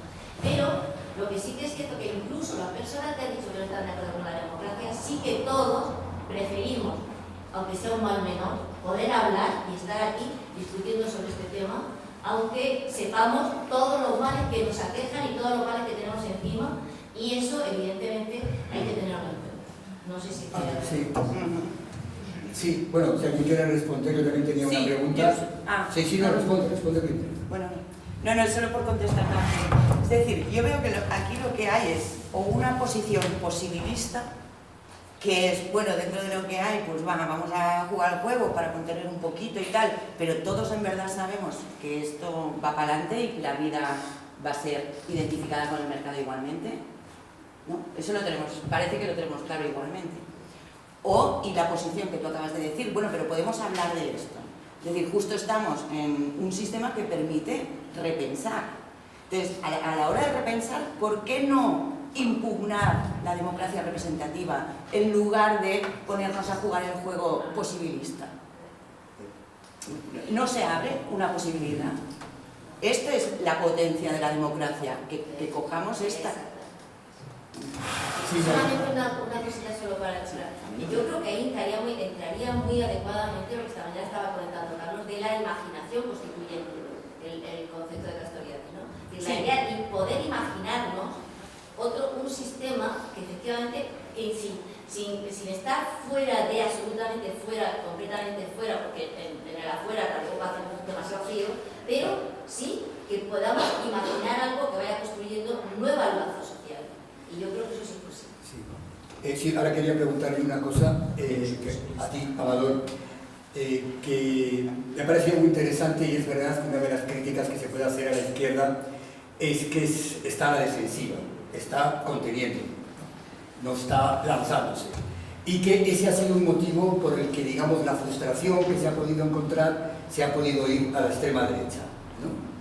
Entonces, la pregunta es, porque para mí es un misterio, la verdad es que me fascina todo el tema de la extrema derecha y el auge tan grande que está teniendo en Europa, y que ya veréis en las próximas elecciones europeas el vuelco que va a dar lo que es la Comunidad Europea. Es que, ¿por qué esa insatisfacción no se ha ido a la izquierda? Y no estoy hablando de la izquierda institucional y de contención, sino de una izquierda le hace espíritu 15M, por ejemplo. ¿Por qué no se ha ido ahora?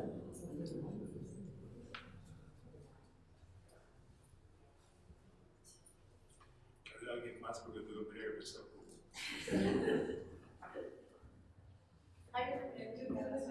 Sí, perdón. Quiero rescatar el escáner que utiliza siempre Amador para hacer diagnósticos sociales y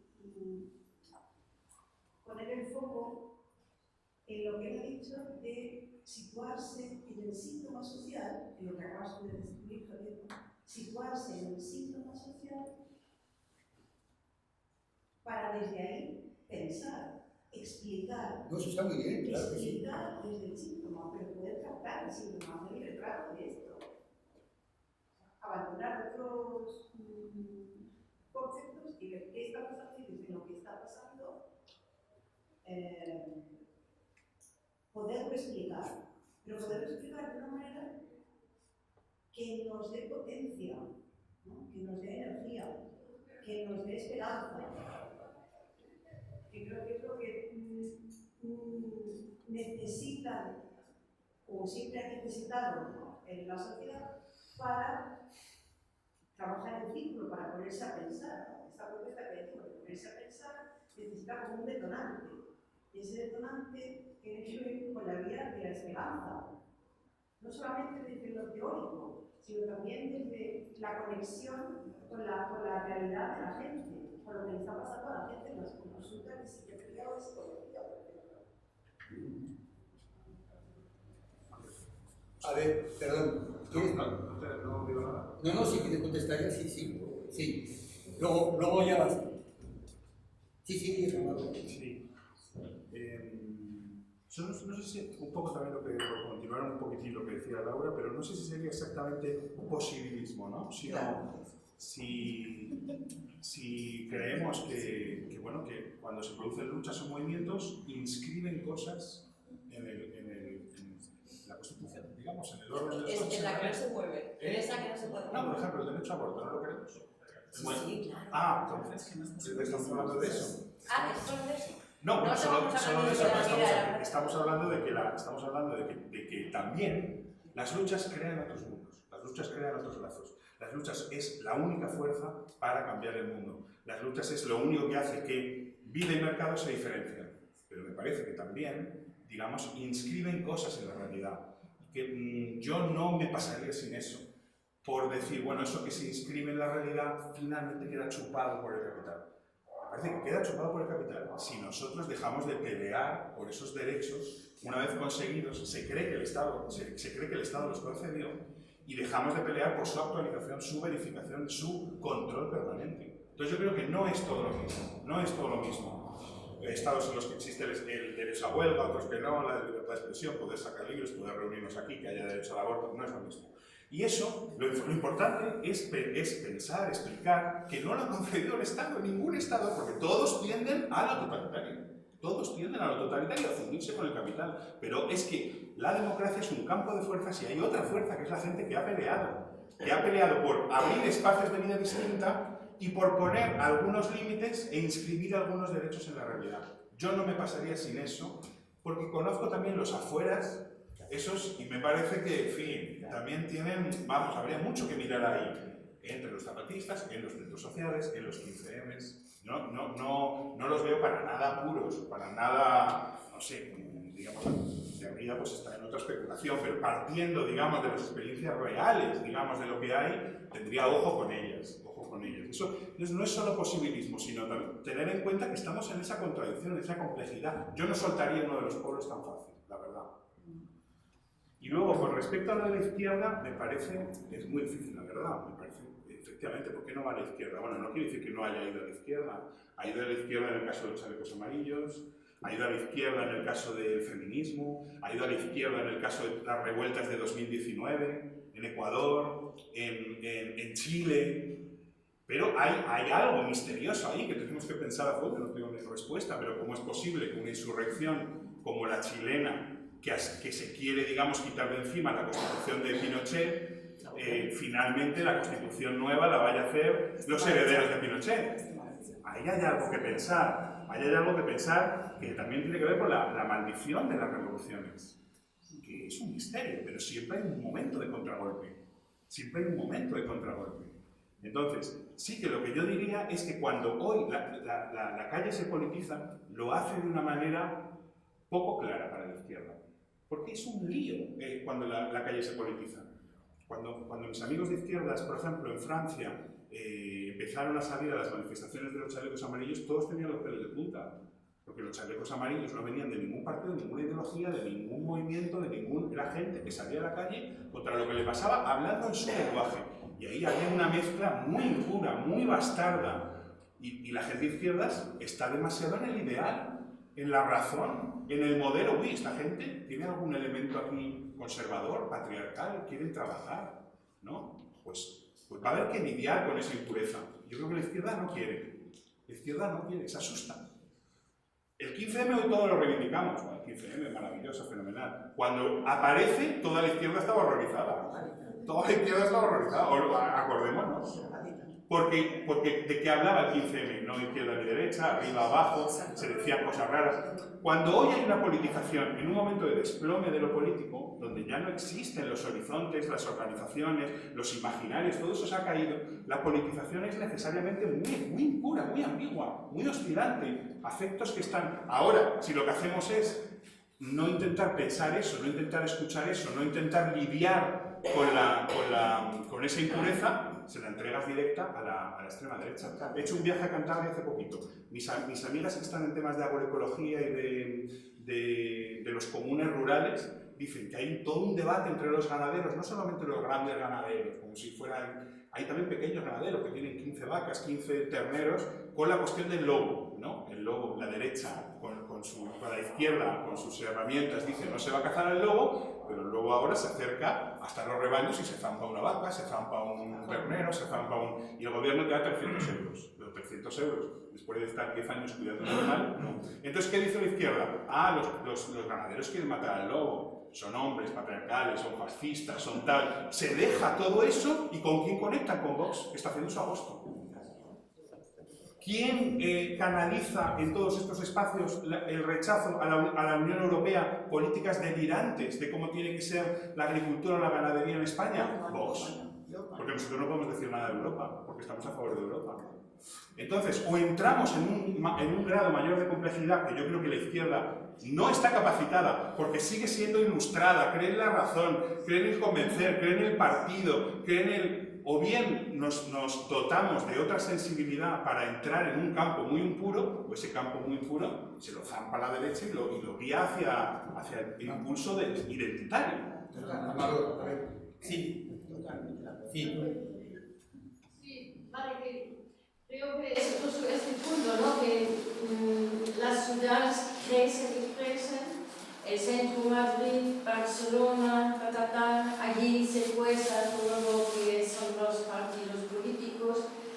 Y claro que aparte las grandes empresas tienen interés que hay la gente que no se satisfacen sus expectativas. Vamos a ver. Esta idea que no ha cambiado nada o que da igual que es a la izquierda de la derecha o no, esto así entramos en depresión.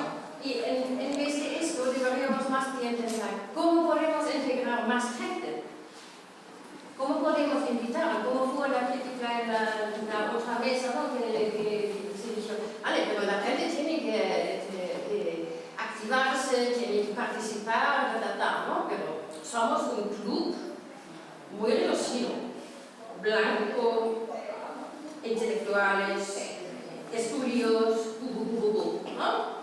Entonces, ¿cómo? No es solamente que tenemos que reclamarlos, sino tenemos que invitar, ¿no? Sí, claro. Y entonces, yo creo que este pensamiento, ¿cómo podemos invitar a la gente para participar, para votar? Y esto no funciona, por ejemplo, hay una anécdota que arriba del Mundial de Fútbol jugó España y Alemania, ¿no? Yo soy Alemania, justo en este momento estuve en Alemania, estaba mirando con amigos y dijeron, hostias, aquí en nuestro partido hay turcos, hay negros, y en el partido, en el club del equipo español, ninguno, todos españoles. Y entonces, Ansu Fati ahora. no, pero es así. Es que, entonces, se ve en los partidos, hay una persona tal vez no español, no blanco, como cartera, ¿no? Pero nada más. Entonces creo que esto hay que cambiar. Y esto no funciona de reclamarlo, sino de invitar. Creo yo. Pásaselo a Luis. Bueno, yo creo que está sin responder gran parte de la pregunta que afortunadamente Cruce nos ha planteado, ¿no? Que hay que defender la democracia. Entiendo que Sabater esté con la lucha y tal, y la izquierda y tal, pero para mí ese discurso contradice algo el que ha hecho Ana, que me ha parecido, como ha expresado, maravilloso, ¿no? Porque yo creo que no consiste en luchar, ni en conquistar. Creo que son términos, para mí, agresivos y anticipados. Pero no te quiero con eso ofender ni mucho menos, quizás no tenía que haber dicho eso, pero en definitiva creo que además la lucha de las derechas e izquierdas se está quedando un poco de modelo. Es decir, ¿hay que defender la democracia? Sí. Si empleamos el término lucha, hay que luchar contra la aporofobia, contra la rusofobia, contra la destrucción del planeta, pero quizás no contra otro.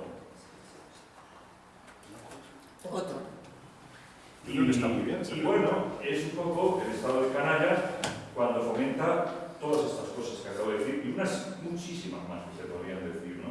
podríamos llamar injusticia. Yo no soy muy partidario de la democracia representativa. La Constitución fue un engaño, a mí me cogió en la mili y me dijeron, hay que votar sí. Y tuvimos que votar sí, si no te metían al calabozo, ¿no? Entonces, solo he ido a votar la primera vez, votan no. Entonces, luego ya empecé a participar. Yo soy partidario de la democracia participativa desde niño, ¿no? Creo equipos de trabajo donde todo el mundo se puede desarrollar. Como he hablado antes, creamos una energía y es crear energía, ¿no? En un equipo mano a mano. Pero no triunfa. O sea, un equipo horizontal, como decía en esta sala, en la otra que teníamos antes, Jarauta, ¿no? Con respirar, no triunfa. ¿Sí? ¿Queréis responder algo? Yo sí, pero vale, sí. no tengo que ser primero. Bueno, pero sí. No, pero si eres el único. No, ¿tú también quieres decir algo? Bueno, comento algo. Sí, lo que yo me pregunto es si la democracia participativa o la democracia directa no funciona porque no funciona en sí misma o no funciona porque los sujetos que somos ya estamos constituidos, digamos, políticamente dentro de la representación. Es decir, es un efecto del mundo en el que vivimos. Nos hemos subjetivado de esta manera y ya no sabemos ponernos de acuerdo si no es votando y creando una mayoría para que se joda la minoría. Porque a lo mejor eso es un aprendizaje que hemos hecho.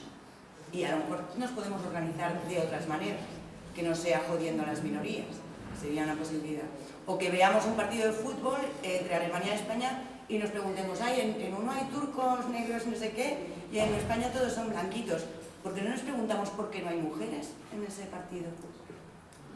¿Cómo estamos construidos para pensar que el fútbol tiene que ser un juego entre señoros? ¿Por qué? O sea, a lo mejor hay muchas cosas que impugnar y no lo estamos haciendo. Diría esto. Yo creo que está muy bien esta pregunta porque realmente o repensamos qué significa luchar. Yo creo que es una mala palabra. Yo me escucho hablar de eso y me lo creo así. Pero yo creo que sí que es una pregunta, ¿qué significa luchar? ¿No? ¿Qué significa luchar hoy? Si la lucha es contra otro, ¿qué es el enemigo? ¿No?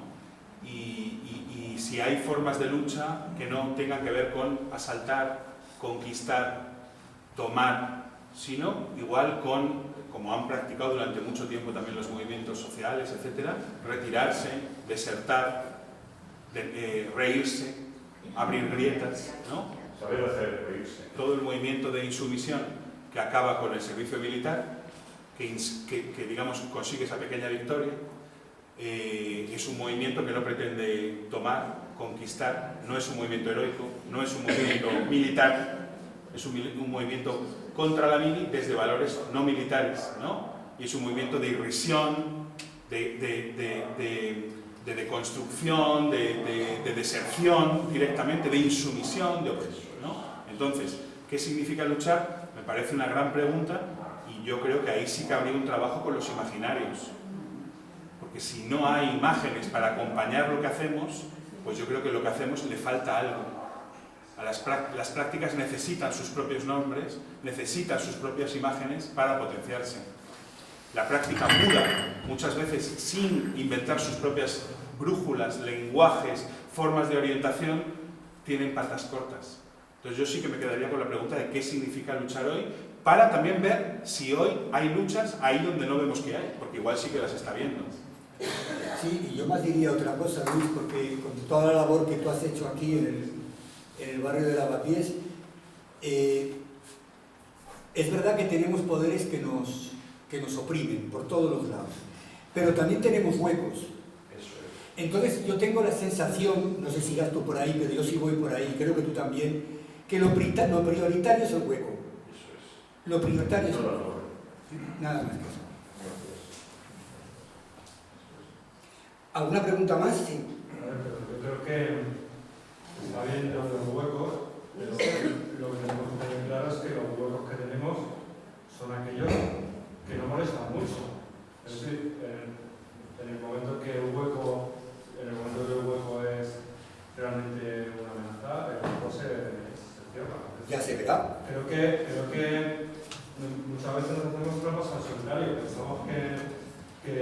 en la economía de casino tenemos alguna posibilidad de ganar. Y jugamos a eso, pero ¿qué? Vamos, la banca siempre gana, ¿no? Pero es lo real. Ya. Esto es una plaza, es algo real. Pero dejemos de multitud de cosas por ahí son reales. de creernos que en los casinos el jugador puede ganar. Sí. Habrá que pasar el tablero.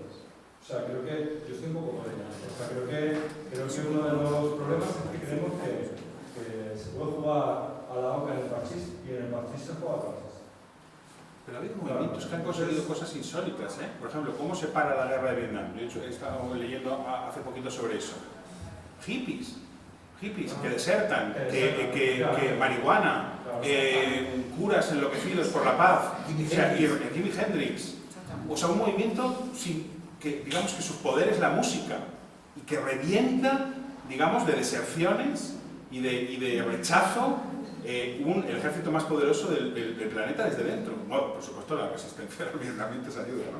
Pero tenían también su perdían de todas las maneras, perdían de todas. Digo, porque también es en serio que, digamos, el reventón. No, pero lo digo lo digo también porque esto cuando a Mao Zedong, citemos a gente, le preguntan, bueno, usted no tiene la bomba atómica y los rusos sí, no quieren estar bajo el paraguas nuclear. Nosotros tenemos la bomba atómica espiritual.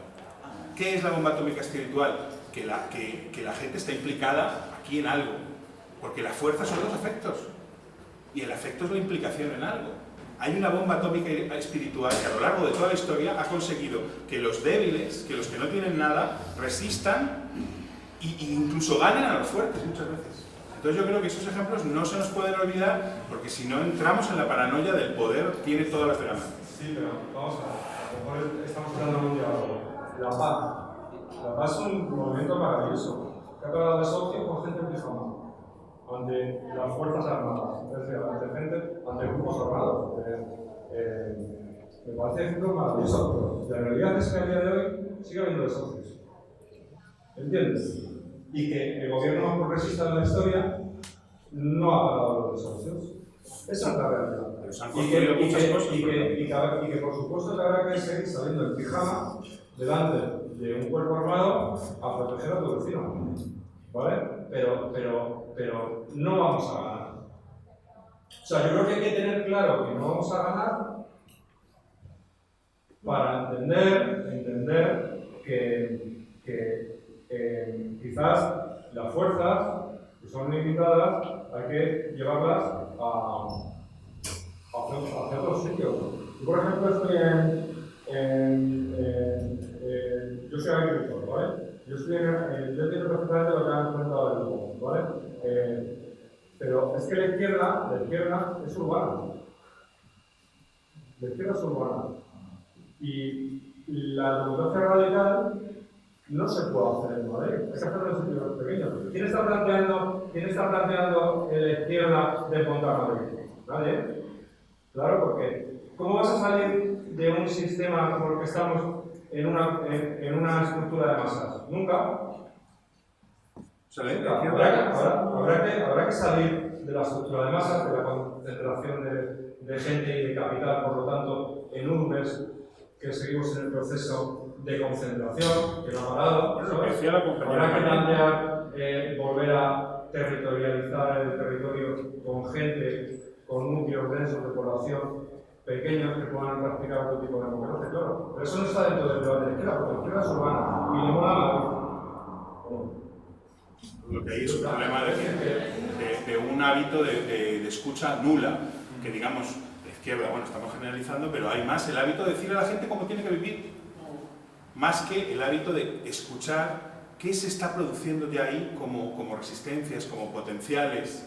Porque yo creo que la democracia no es una promesa, la verdad. Tenemos que encontrar ya potenciales. Es como bueno, que Derrida mismo habla del mesianismo, ¿no? de los judíos. No es lo que va a venir, es lo que ya está aquí por fragmentos. Hay fragmentos del reino ya aquí y que podemos detectar y podemos apoyarnos en ellos, cultivar, hacer crecer, escuchar. Yo creo que ahí esa imagen sí que me sirve. Hay ya cosas. no es lo que va a venir. Saber hacer con eso que hay. Pero para eso hace falta primero escuchar, entonces dejar de creer que tienes la razón y de decirle todo el rato a la gente cómo tiene que vivir.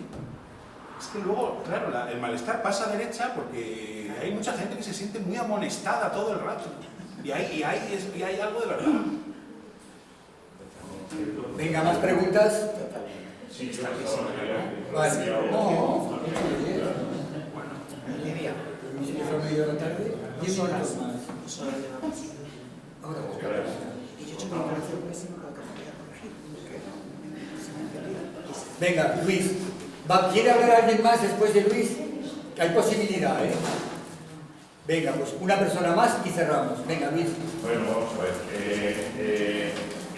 Partiendo de la base de que aparte de las izquierdas somos energía, ¿no? Y es lo que más nos debe preocupar y es lo que tenemos que desarrollar. Y esa energía no sea agresiva, ¿no? Partiendo de esa historia, de esa utopía o de ese asunto, esta mañana hablaba de que en este conflicto mundial que tenemos de rusos contra americanos, que Ucrania pone a los pobres y los demás ponen el dinero, y así nos sirve ese experimento suicida, macabro, canalla, cruel, criminal, de que unos haya triunfadores y otros perdedores. En ese asunto, la China se lava las manos, y la China se lava las manos porque ha descubierto una fuente barata, sin depender de nadie y autónoma de energía. No es que la haya descubierto, es que la está perfeccionando. Y como el hidrógeno, la energía es una de las cosas preocupantes, ¿no? El hidrógeno lo descompone con la fuerza del mar entre Taiwán y China. Y esos experimentos falsamente militares defendían todas esas cosas y ayer ya anunciaron que tienen energía infinita verde. Entonces, los rusos son unos anticuados produciendo cosas fósiles y se la van a vender a los chinos y la otra hace transmisión, mientras la OTAN está empeñada en ver quién es más fuerte, en ver cómo atacar, en ver el último invento. Es una barbaridad lo que hemos construido. No piensan en decrecer, no piensan en abandonar esa historia que nos ha acompañado desde que somos hijos de la tierra. No todos han sido guerreros, ¿eh? Ha habido muchas comunidades que no han sido guerreros, que ante la violencia han dado paso atrás. No todas han sido como el planteamiento de crecer y crecer y crecer. Es un error crecer. Muy bien. Sí. José Luis. José Luis. Bueno, yo brevemente estoy de acuerdo con, me parece interesante lo que proponía como primer punto, el que nos han hecho tomar la vida como mercado, o sea que identificamos lo que confundimos. Creo que es fácil cuando se oye además decir que la vida todo es dinero, o sea que decir que todo es mercado. Y creo que es muy interesante plantearse cómo salir de ahí. Lo difícil es que además queremos salir por un sistema representativo y queremos tomar un gobierno y queremos tomar, en definitiva, queremos llegar a un sistema que ya existe y desde ahí cambiarlo prácticamente todo. Entonces yo creo que lo importante sería como en la vida, que uno si quiere vivir tiene que buscar la vida, o sea, tiene que tratar de ver qué es eso de la vida.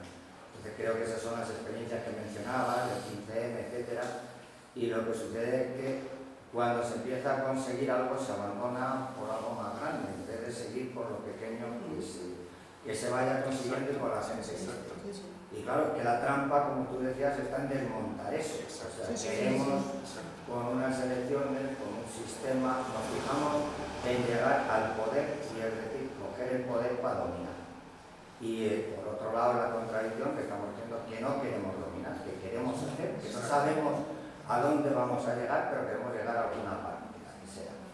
Entonces, mientras no salgamos de ahí y estemos discutiendo si la OTAN ahora se ha revalorizado más, que desgraciadamente podemos pensar que sí, que si van a tocar un botón y hay alguien que tiene el poder de tocar el botón y nos va a destruir todo, pues estamos muy despistados. Pero el problema es filosófico, porque es lo pequeño. ¿Cómo que lo pequeño?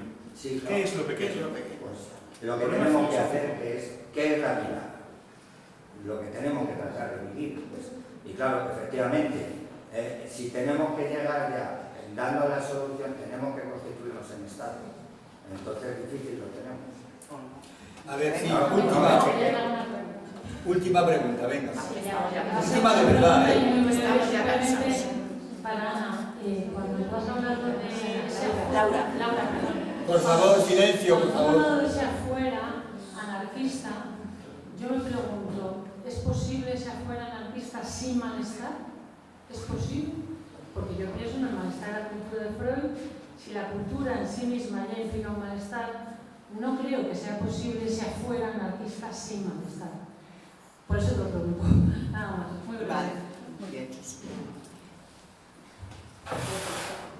Me gusta mucho la pregunta, pero claro. Sí, a mí, después de a mí, porque yo estoy de acuerdo con Amador, que no se diga que no estoy de acuerdo, estoy de acuerdo justamente en esto, en la cuestión del malestar, es decir, que me remito a Fischer. Lo interesante es que el discurso del capitalismo era que nos iba a salvar, ¿no? Era que íbamos a ser emprendedores, que nos íbamos a realizar, que íbamos a ser súper creativos, que íbamos a estar, vamos, estupendamente. Entonces, ¿para qué queremos un Estado de izquierda si el capital nos da un Mac, ¿no? Pero justamente el resultado del neoliberalismo ha sido bueno, hacer la vida invivible. Es decir, trabajamos más que nunca. No es que trabajemos igual que antes se decía, trabajamos 24/7. Estamos los fines de semana trabajando. Los derechos que se ganaron y se inscribieron de los obreros, los hemos perdido todos. Todos. O sea, nos pueden despedir así. No tenemos vacaciones. Estamos con el móvil todo el día. Eso es un malestar tremendo. Y después tenemos todas las enfermedades mentales. Todas las enfermedades mentales son efecto del capital y en esto estoy completamente de acuerdo contigo. O sea, no se puede vivir así.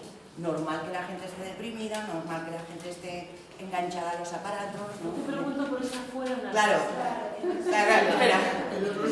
El malestar. Como exista, se quedan aquí todos los psicoanalistas sin trabajo, están preocupados. Mira que sí, ya verás cómo tiembla. Entonces, el malestar es el síntoma que desmiente el discurso del capital. Pues, yo te diría eso. Ahora, no, sí. Bueno, está el goce del síntoma. El goce del síntoma, cuidado. No vaya por ahí. No vaya por ahí. Tengo una ley que tenemos que están aquí a los mandos. A ver, el curso de por favor. Por favor. o sea, tenemos este malestar y en este sentido es interesante politizarlo, relacionarlo con el modo de vida al cual nos obliga el neoliberalismo y que el Estado no soluciona, no hace más que poner las leyes que lo permiten. Vale. Y después, la cuestión anárquica no es una fuera. Yo lo que estoy diciendo es que está dentro de la democracia. Es decir, justamente porque hay este malestar, hay la potencia del no dentro de la democracia. Eso no es que te vas a una comunidad de hacer hippie. Sí, que se ha entendido. Vale. Que se ha entendido. Lo interesante es esta potencia de no, que no se traduce en, vale, y ahora vamos a montar un partido para llegar al poder. No nos interesa el poder. Es que sabemos lo que es el poder. Al que está en esta posición no le interesa el poder. Ya sabemos lo que es, sabemos cómo corrompe, sabemos lo cínico que es, sabemos todo lo que se va a hacer y todo lo que va a pasar. Se ha jugado demasiadas veces a este juego como para no saberlo. Por lo tanto, lo que es interesante es una posición negativa respecto a un sistema, para cambiar el sistema, para pensar en otras maneras, pero no para jugar al juego del sistema. Nos lo conocemos de memoria. Nos aburre. Bueno, señores, a ver, perdón,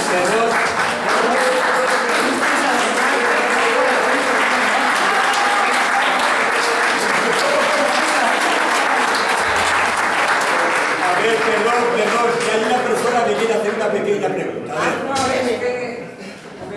No lo he hecho antes posible, porque me va a costar un poquito construir la propuesta. A ver, yo... Perdón. No hemos acabado. Es una pequeña prórroga, perdón. Pienso realmente que dentro de la democracia se generan una serie de fuerzas, digamos, de intenciones, quizá lo de fuerzas sea un poco fuerte a la vez, pero el que la democracia esté por venir, es decir, que la democracia sea una promesa, a mí siempre me parece que es una cosa muy parecida, un argumento muy parecido a la utopía. Es decir, si en esa espera de que se dé esa democracia por la que una serie de personas que estamos convencidas que el sistema nos ha constituido como derecha e izquierda, lo cual tiene que ser superable absolutamente, en mi opinión, es una manera de defender una democracia realmente que la trabajemos entre la gente que queramos defenderla y que esperemos que se dé en algún momento. Porque si lo llaman democracia y no lo es porque la democracia aún no ha venido, es que está por venir. Y la promesa implica la espera, la apertura a trabajar con esa democracia, más o menos. Una espera activa tiene que ser. Una espera activa. Como lo de esperar al Mesías, que es una espera activa. Vamos a dejar al Mesías tranquilo. Bueno, venga, otra vez.